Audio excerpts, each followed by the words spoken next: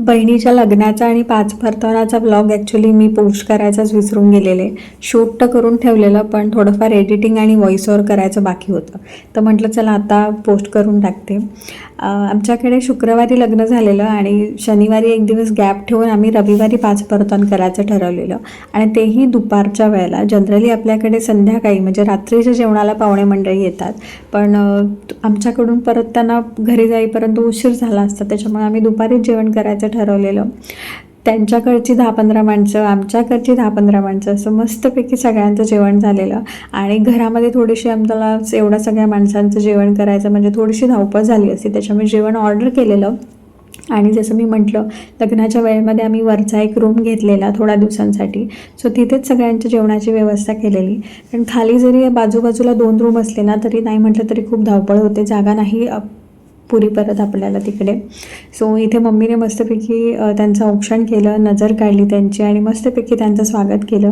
मागे आम्ही त्यांच्या म्हणजे प्रथमेशचे बूट लपवायची तयारी करून ठेवलेली, तिथे आमची सेटिंग चाललेली. आणि इथे तुम्ही बघू शकाल पुढे तो घरात आल्यानंतर त्याची व्यवस्थित आम्ही पाहुणचार केलेला त्याचा. पुढे बघा तुम्ही. आणि तू अनुभव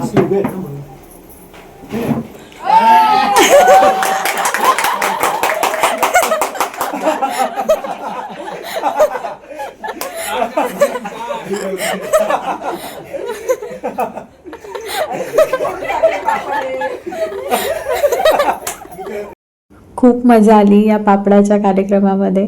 आणि हेच तर क्षण असतात ना, म्हणजे त्या नवीन नवीन नवऱ्या मुलाचे बूट लपवायचे, त्याच्यानंतर त्याच्या सीटच्या खाली पापडाचा चुरा करून ठेवायचा.